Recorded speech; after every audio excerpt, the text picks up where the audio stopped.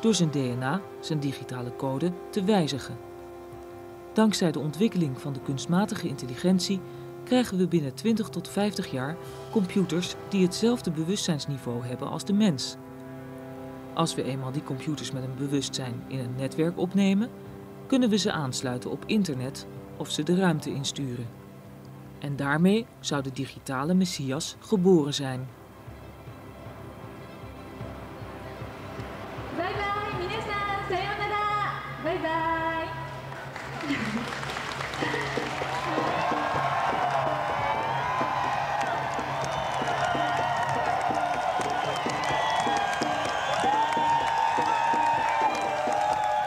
I invented this word technocalypse to describe what seemed to me a process that was taking place that I could observe around me.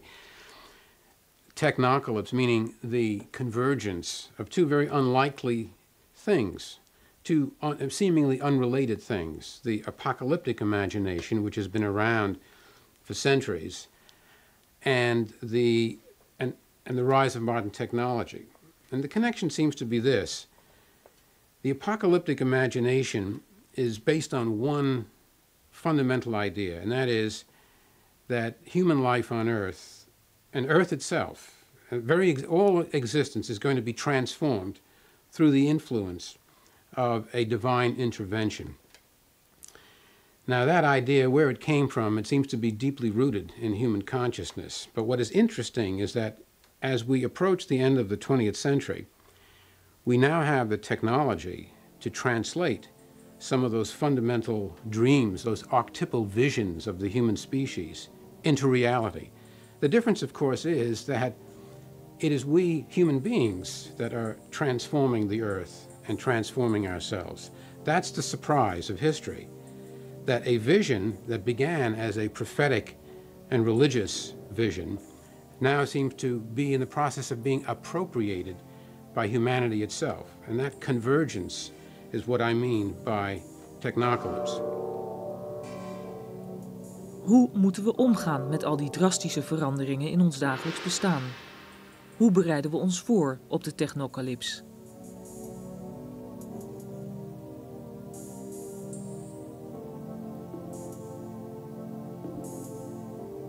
One of the things about technological development, there's never a moment that we can, as I say, stop and evaluate, because everybody's saying, oh, wait, it's going to get better, it's going to get better. Oh, yes, there are problems now, there are bugs now, but we will solve them. And so there's an infinite deferring of evaluations and decisions, okay? And that's irrational. People always want it. People always want better technologies, better features, better solutions, more comfort, things like that. So it's an unstoppable, irreversible process. So when I say we have to watch out for this technology, people will say, well, you can't do anything about it. That's just what's going to happen. And if you have that attitude, it will happen. And there will be nothing we can do about it. And technology, rather than humans, will come to win. And I would say it's the starting point of fulfilling, of making utopia.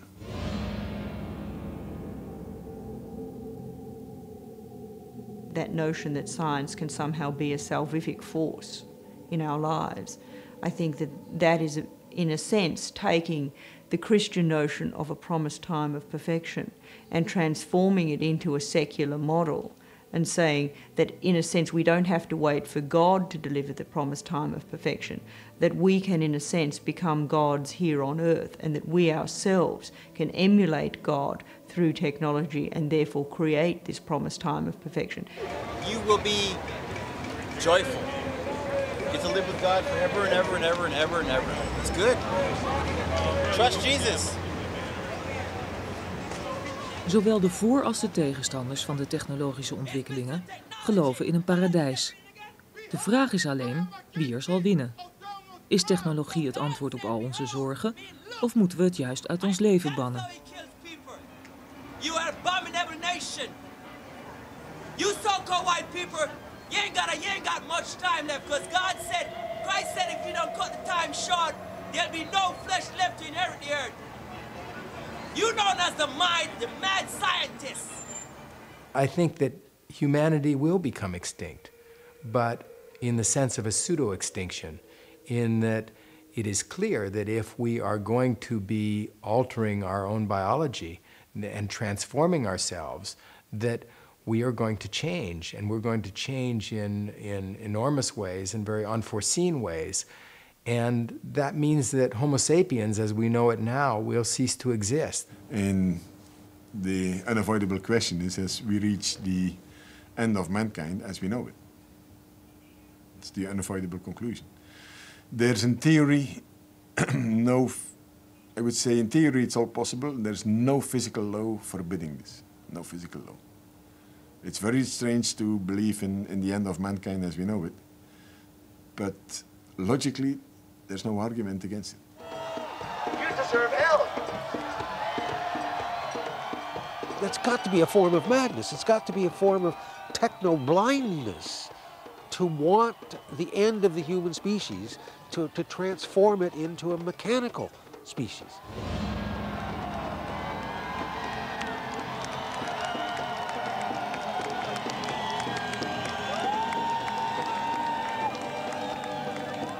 Post-biological folks will say, you know, like, well, you people have a primitive, atavistic attachment to the species. Let it go. Let it go. Come with us. We're the bold ones, okay?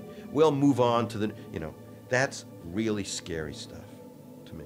Really scary. Immortality will be accepted after all these gradual steps have been gone through.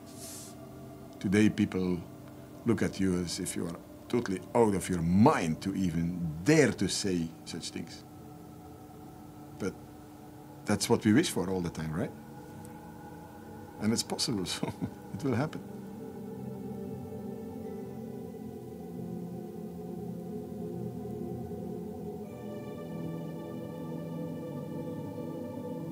The desire for this kind of a thing is real, and the desire for it, in some sense, I think, is also pathological. Why are people wanting to download themselves into immortality in cyberspace? What does that say about us, that we feel, our culture seems to be feeling that this is a desirable goal? It's the thing that is a little bit like a question mark, how we will deal with it, I admit, how we will deal with it psychologically. It's very new for humans. Genetically, we are not well prepared to live with that kind of situation. On the other hand, it's possible, and we wish for it. We've always wished for it. That's the basis of most religions. The human species is one that has a brain that's already too big. And now we have in the computer something that extends the power of that brain almost limitlessly.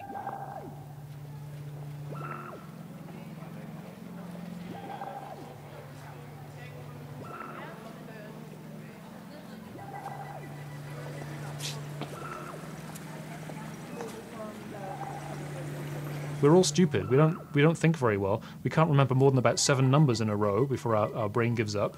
We have very bad short-term memories. We can't think of long chains of reasoning without forgetting where we started.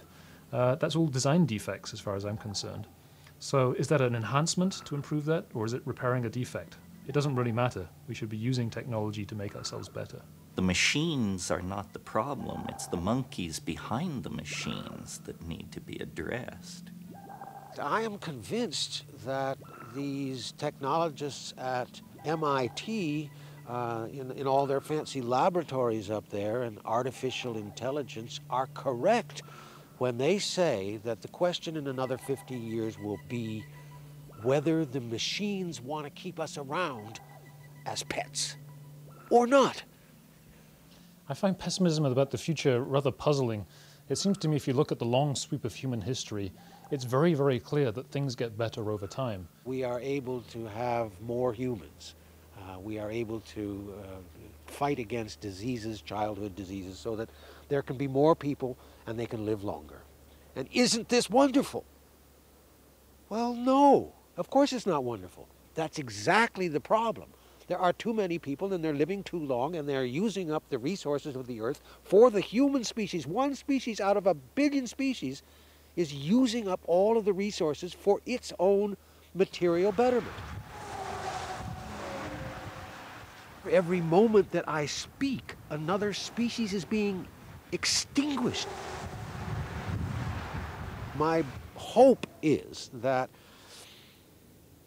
when we effectively destroy half of human life on Earth through one technological mistake or another, or a combination of them, the diseases that we are allowing to come out now, or the poisons that we create, or the global warming, one or another of these things, destroy half the population on Earth, the other half will say, whoa, we've gone too far. What do we do now? Well, I can tell them what we do now. We establish small communities with small technologies. It's very simple.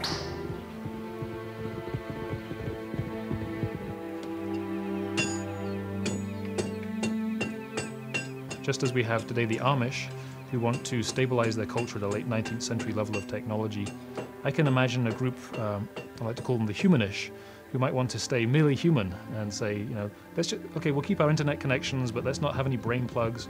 Let's not upgrade our intelligence. Let's just keep things as they are with 1990s technology. That's enough. And if they want to do that, fine. I think they should be quite able to do that. But most of us, I think, will see the advantages of living longer, getting smarter, refining our emotions and our personality. You can't go back and you can't stand still. If the thunder don't get you, then the lightning will. We've been traveling this technological path for 15,000 years. It's a little late to now rear up and try and turn in a new direction. Our hands, our minds were made for the manipulation of matter and the creation of technology. So I embrace it. I think the future is marvelously exciting and bright. There is no human, there is no social, there is no governmental control over what these technologies are doing and will do. What could stop it? Only a massive revolt against the technology could stop it. But since always somebody will say, no, I can make a better solution,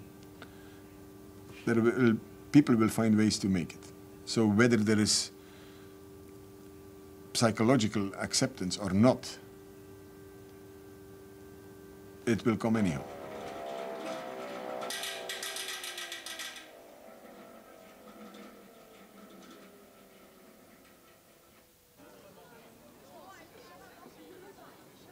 Look, I think the solution for us today is the same as it was for the Luddites.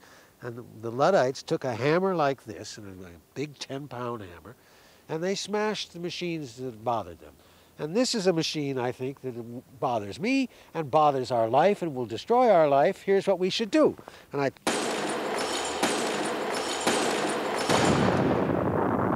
Since 1978, the Unabomber has struck 16 times, killing 3 people and injuring 23. This may be what he looks like. Sir, are you the Unabomber?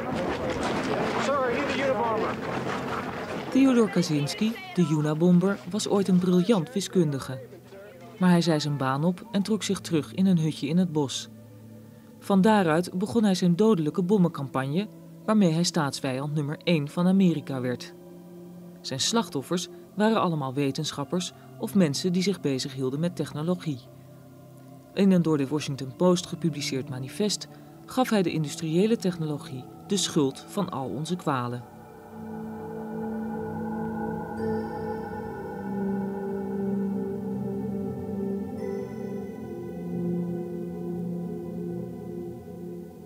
I'm convinced that what the Unabomber was saying, a lot of people think.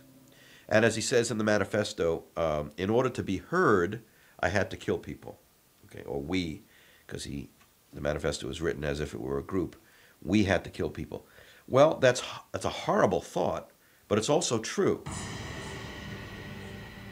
Bij technologie gaat het niet alleen om de voor- en nadelen, maar ook om de ontwikkelingssnelheid. En wat gisteren nog waar was, is vandaag achterhaald. The jumping Jesus phenomenon is my name for the acceleration of information throughout history. I first heard of that from Alfred Korzybski, a Polish mathematician who invented a scientific discipline called general semantics. And Korzybski noted that information was doubling faster and faster every generation. And he said we got to be prepared for more and more change. We got to train ourselves to be less dogmatic and more flexible so we can deal with change. And he took the unit at 1 AD as his basic unit to calculate how long it took for the information available to human beings to double, and it took 1,500 years, which brought us up to the time when Leonardo da Vinci was in his 40s and the Renaissance was at its height. I decided to call this unit a Jesus. So in 1 AD we had one Jesus, in 1500 we had two Jesus. The next doubling only took 250 years. You can see the acceleration factor. And by 1750 we had four Jesus. The next doubling took 150 years, and by 1900 we had 8 Jesus. The next doubling only took 50 years, and by 1950 we had 16 Jesus. By 1960, in only 10 years, we had 32 Jesus. By 1967, we had 64 Jesus, and by 1973, 128 Jesus. And the latest estimate I've seen by Dr. Jacques Vallée, a computer scientist, is that knowledge is doubling every year. But I heard that, about 5-6 years ago. I saw something on the net recently. Somebody estimated it's doubling about twice a year now.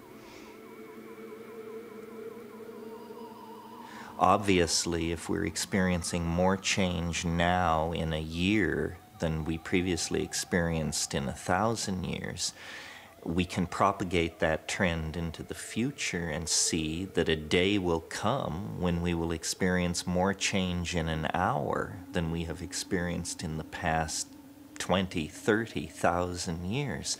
A situation like that is unimaginable, so we call it a singularity, a place where the normal rules of modeling break down. Modern religions have anticipated the singularity by calling it the eschaton, or the end of time. Technological communities have anticipated the singularity by thinking in terms of artificial intelligences or something like that. In whatever form it takes, we seem to be on the cusp of a dramatic evolutionary leap into a deeper order of complexity than biology or biology plus culture has been able to provide. We're on the brink of something truly awesome and unknown. This is one of the most difficult periods of time to live in, because, for humans that is, and the reason for this is that change is occurring far more rapidly than it has ever occurred before in human history. And it is, in fact, so rapid that we feel strangers in the world before we die.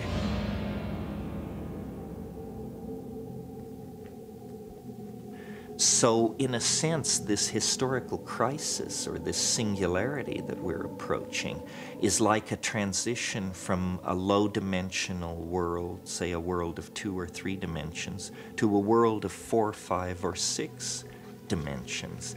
This is what I believe actually happens to a human brain-mind system under the influence of psychedelics. So in a way, the best practice for the approaching singularity is the repeated dissolving and reconstituting of one's personality through the use of psychedelic substances. When we take psychedelics, we undergo a mini apocalypse, a mini revelation, and it positions us then for these larger events in the historical time stream.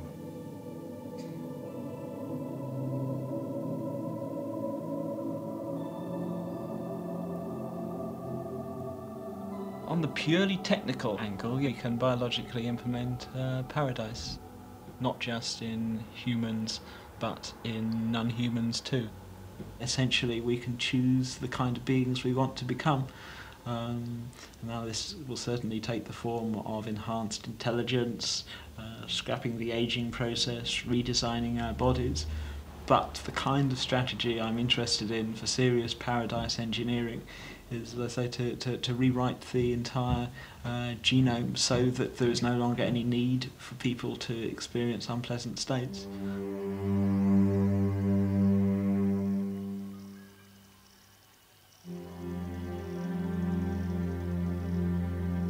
One of the most difficult things for us to live with today is that when you can see the future, it is a very difficult thing to deal with the idea that we are, in fact, one of the last generations that will live a normal human lifespan. And there's a tendency for us, therefore, to want these things to occur more rapidly than they may actually occur.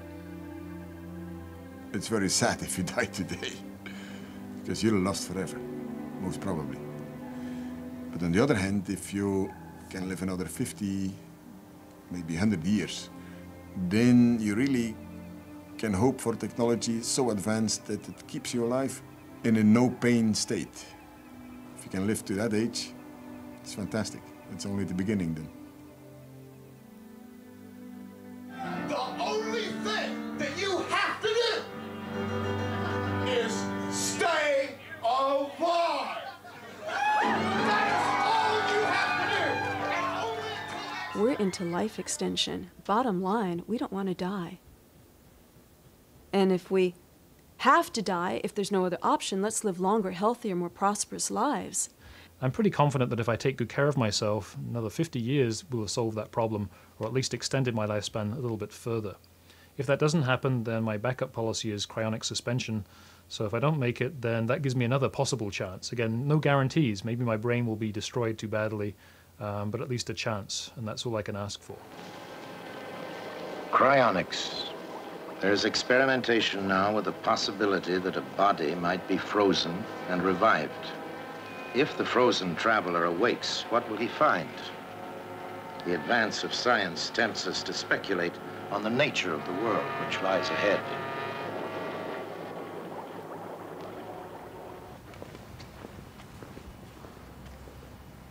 Here's our tanks. They told a little bit about the basic idea of cryonics, and it seemed like a great idea. I think it's pretty cool. Like, you die and you come back and you can see whatever happened in the future. If you are a genius, it might be a good idea to do it. You know, that you know a lot. But for me, I feel like it's just a waste. You know, maybe I'm a woman, so that's the way. You know, I think that the chances of us developing a cure for the freezing damage is fairly substantial. And I think, I believe it's a better chance. I'm not a statistics or anything, but I think there's a good chance that we're going to bring people back. And I think we'll be able to do it within 200 years. And if I'm wrong, what have I lost? Of course, I have friends also say, well, if God didn't want you to do this, this is against God, but I haven't seen it in the 10th commandment where it says, thou shalt not be frozen. Cryonics is a procedure by which people are frozen shortly after death in the hopes that the information that is encoded in the brain will be usable in order to reconstitute the person sometime in the future.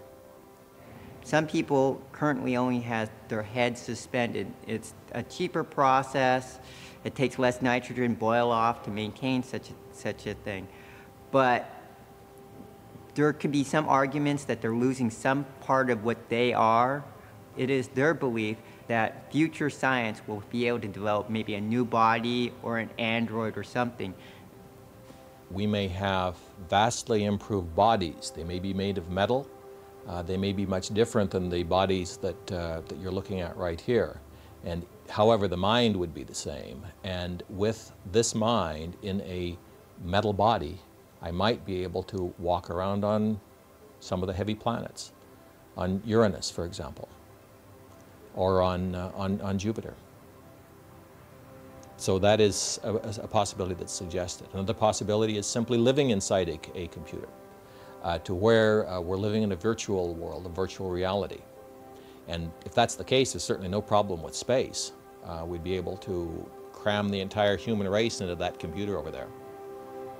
Ready?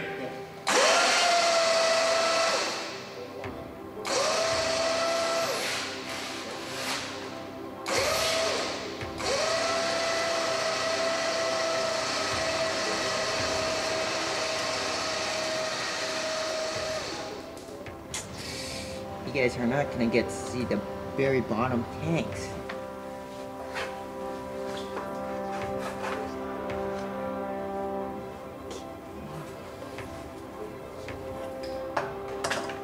Nah, it's the biological.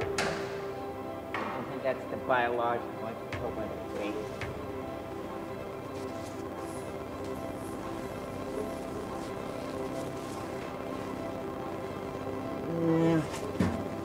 Sorry. Not there. It seems obvious this is the way to go. Sorry. I didn't fly.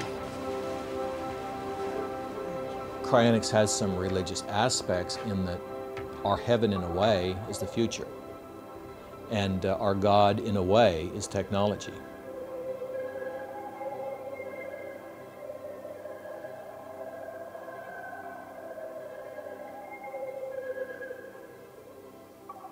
I would love to have whole ecosystems stored in some of the vaults that the American Cryonic Society is constructing in out-of-the-way places in order to time machine forward some of the library of life from the 20th century.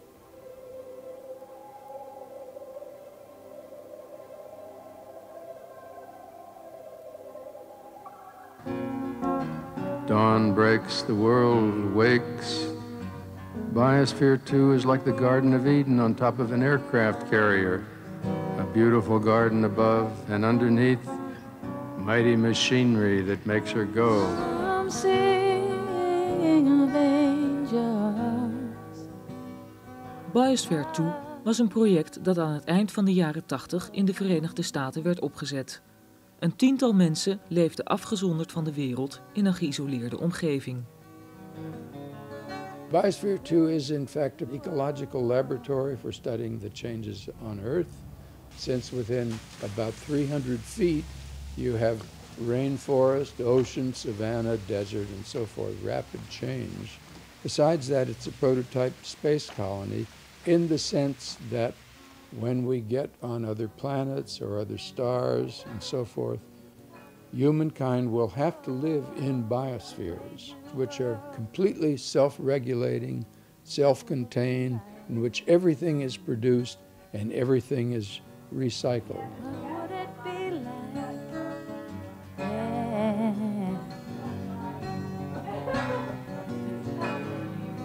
Oh, it's a brave new world. What would it be like to? What would it be like?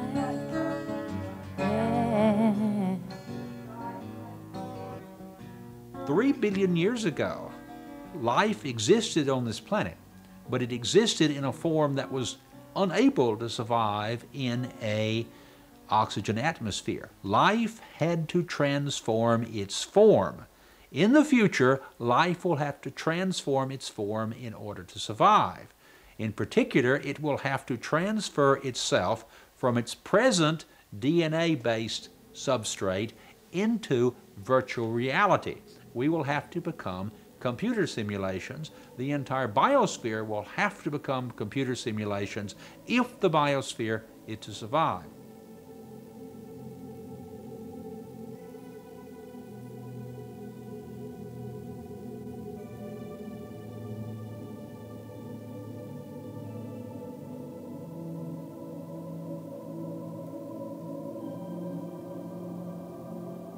Biology really functions very well in a wet kind of environment that is on the surface of a planet. When you start moving out into space, that seems a location that is ideally suited for things that we typically think of as computers. It will be interesting because there will be a tendency to upload, to want to reproduce biological structures, the human brain, within non-biological materials. we could maybe go all over the universe in the form of silicon and then come back and dump our consciousness back into these brains. And I mean, there are all sorts of possibilities. I don't see any limits at all to what's possible, especially every time information doubles, whole new technologies appear that nobody predicted. And as information doubles faster and faster, that means more and more unpredictable technologies appearing. Are we going to retain the monkey meat? Are we going to hang on to the body and through the body have a connection to the rest of animal nature? Or are we going to become disembodied streams of electrons moving in virtual realities that are contained entirely in circuitry?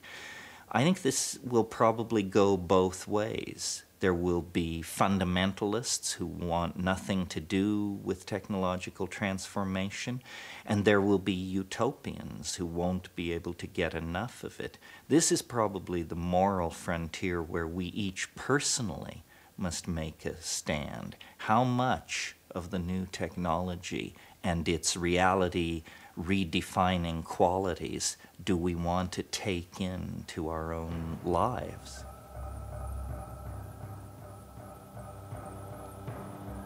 The world ends tomorrow! Not on next day, not any other day. It says the world ends tomorrow! And you may die. And you very well might.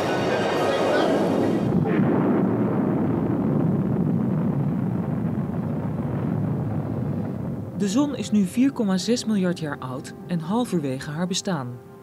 Er is wetenschappelijk aangetoond dat de zon binnen 5 miljard jaar zal exploderen.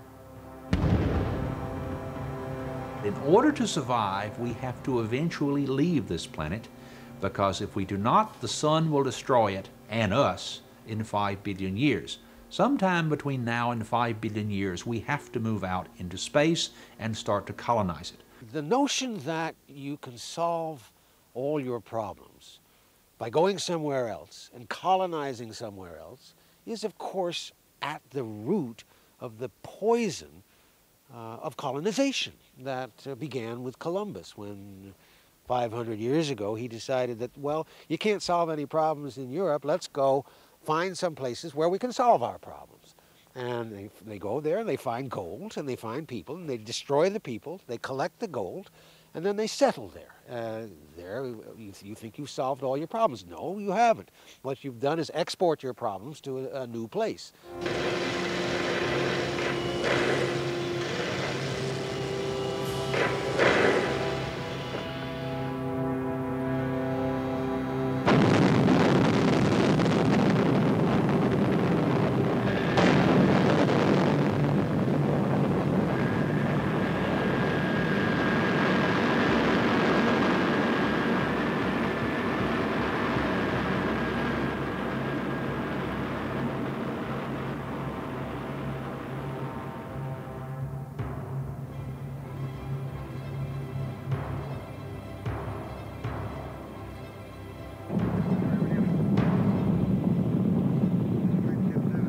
From the moon, Earth exists as a warm, colorful sanctuary in the airless black of space. But in our planetary system, Earth is the anomaly, the strange environment. And now it is time. Time for man to break free of his provincial planet, to expand physically and mentally into the future, into the universe, into reality.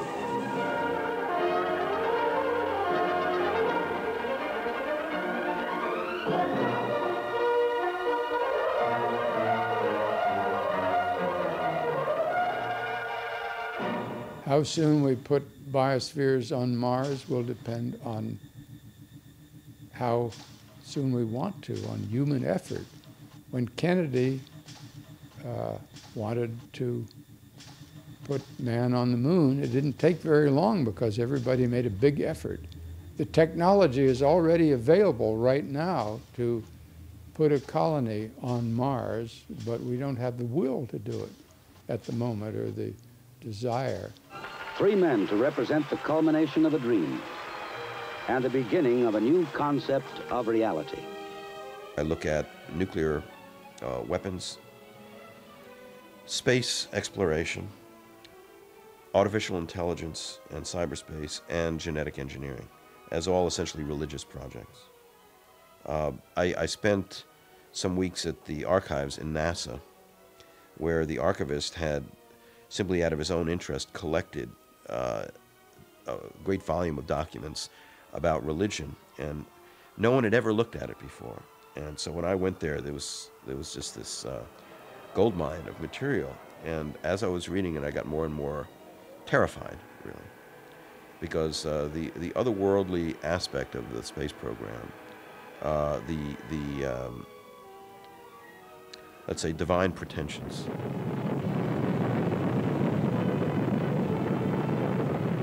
The origins of manned spaceflight, in Russia, it goes back to Tsiolkovsky, who preached that it was mankind's destiny to dominate the cosmos and become reunited with God, and that space exploration was the means to that end.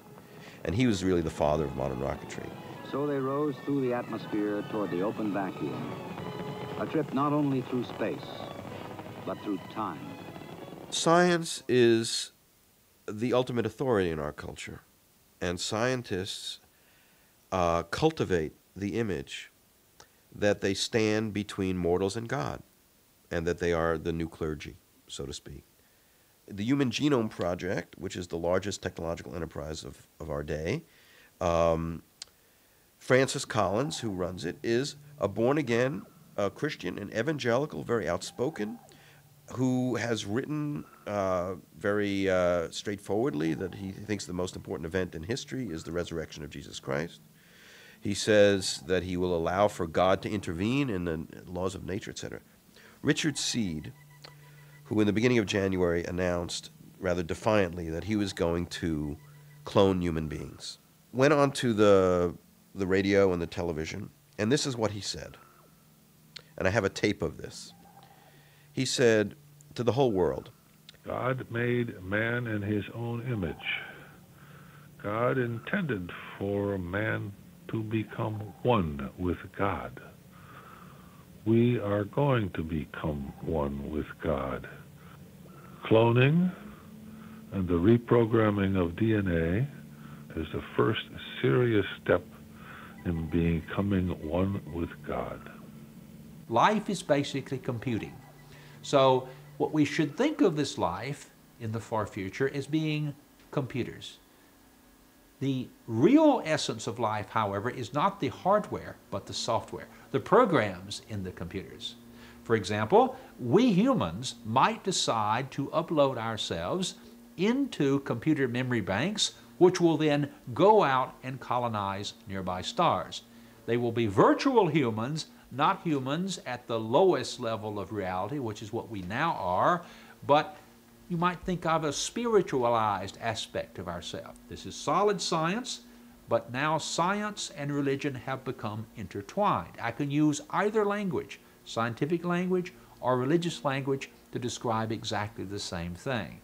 Human beings in the far future will be primarily virtual humans, and it is those virtual humans that will get into tiny spaceships and travel to the distant stars, colonize those nearby stars, start the same process again.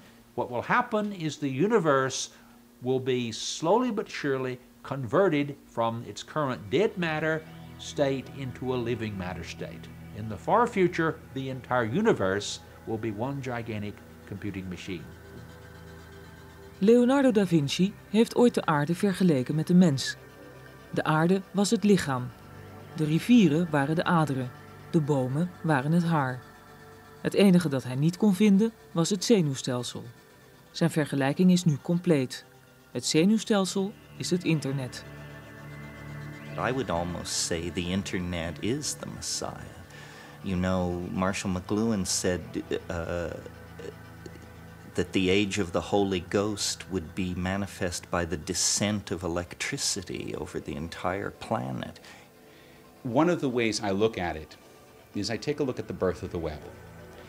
We all tend to ignore how suddenly and how completely and how ubiquitously the web happened. In 24 months, more or less, all of the industrialized world was aware of the web as a thing and started recalculating itself and recasting itself in the eyes of that thing. And all of a sudden, all of human knowledge, at least in the West, is being placed into it. This is unprecedented. It indicates that there is some force outside of individual human will which is perhaps directing it.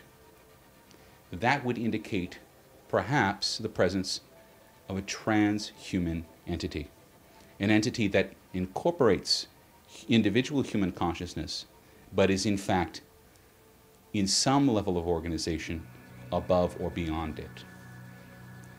That transhuman intelligence, the noosphere, whatever you want to call it, is what I would invoke as the digital messiah.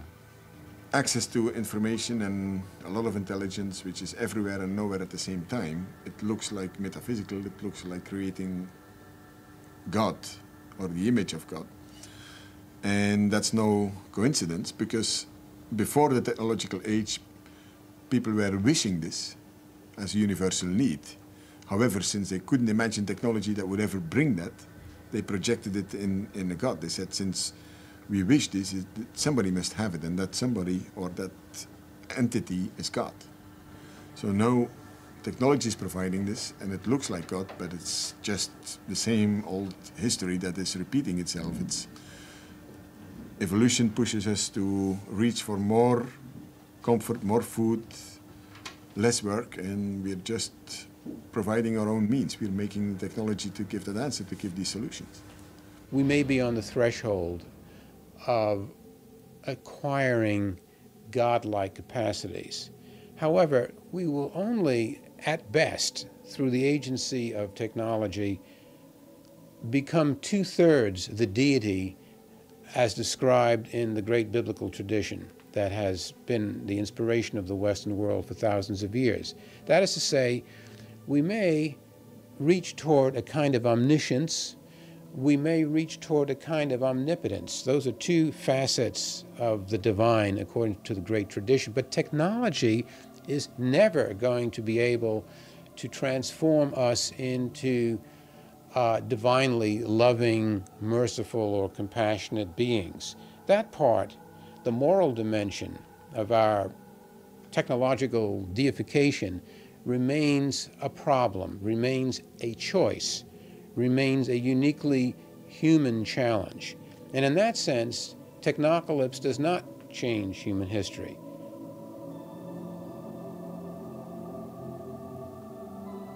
It is an enormous privilege to be alive right now and to be a part of this sort of transition, of this movement. And it's a very difficult time. I don't deny that at all.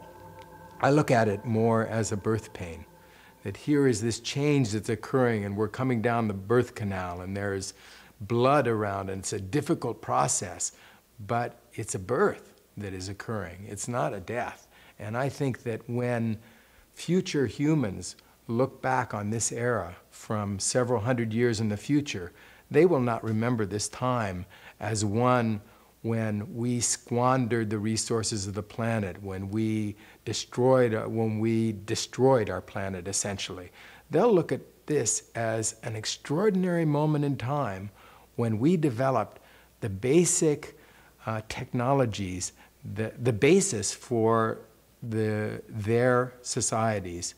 We developed genetic engineering, the ability to basically rework our own genetic blueprint, which is something unprecedented. It's never happened in 3.5 billion years of history. We began to move out into space. For 3.5 billion years, life, all of life, has been constrained to this thin film on the surface of the planet. And now, quite suddenly, in just an instant in time, we're moving out towards the universe.